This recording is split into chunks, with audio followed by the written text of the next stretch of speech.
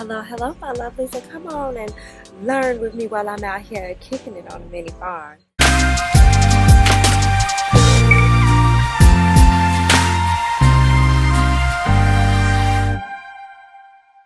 So as you all can see, the sun is shining very much so brightly right here on my vegetation behind me. But as I came out this morning, I realized something, and I said, you know what? If that don't preach, if that ain't a lesson right there, I need to share that. So let me go ahead and set up. All right, so what you see right here beside me, this is one of my okra plants. And you know what? Let me pull the tag so I can tell you specifically. This is my heirloom okra.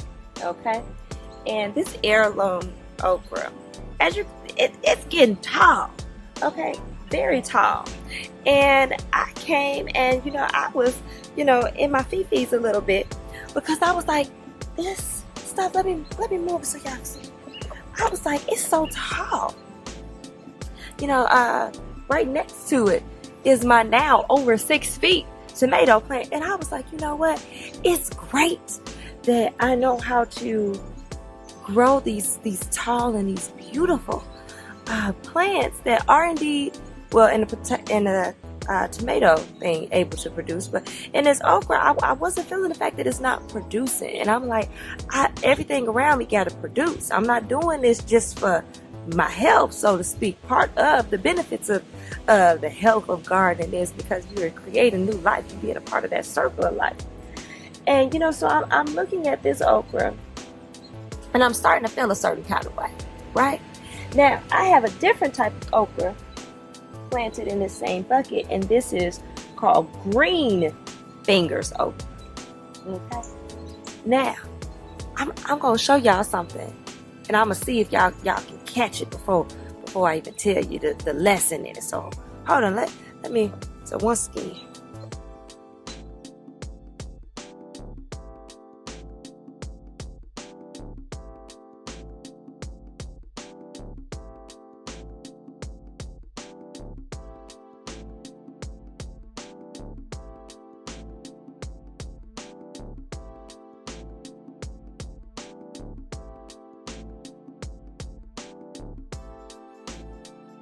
Oh, did y'all see what I see? So we got the heirloom that then grew all big and tall, and it's like it's sticking its chest out. When you walk this way, you see, you ain't gonna overlook that, right? Because that's over 2 feet. But then you got this other okra, that's real low key, not as tall, but look how it's producing. So let that be a lesson and a reminder to us. First and foremost, comparison is a monster. Okay, I know Jonathan McReynolds, he's a Chicago gospel artist. He said comparison kills. But let us be reminded, no matter where you are, you bloom and you grow where you are planted, and you do you. Don't worry about what's going on around you.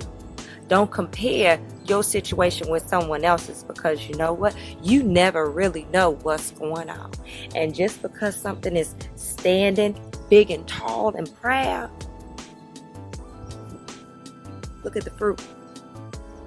A tree has fruit. A plant. Or you know what? I'm going to say, a vegetable by its produce. Okay? And baby okra, let me tell you, I'm not down on you. It's just that was something that we got to remember. Some of us we were placed here for different purposes, okay? And we can't focus on what it looks like such and such is doing this. You know what? To everything, there's a time, there's a season. And we also got to realize that because we walk in different purposes, because we walk in different gifts, while granted we're all members of the body, but we have different functions and different purposes, and we cannot fully walk in our purpose and fully carry out optimally our function if we so busy worried about what something else is doing. Did y'all grab that like that? I was just like, I got to tell people, child. So once again, whether you are this heirloom okra where it takes you a little bit longer to produce, but oh, you make sure the folks notice you. Or maybe you're placed in a position for people to look at you. And I mean, this heirloom okra is beautiful. I guess you can see, and I do all organic gardening, so as you can see, no insects or anything has gotten to it. Or you may be like that other okra, or you stay real low key, but you do what you do. So whether the praise comes or not, do what you do, because we need you.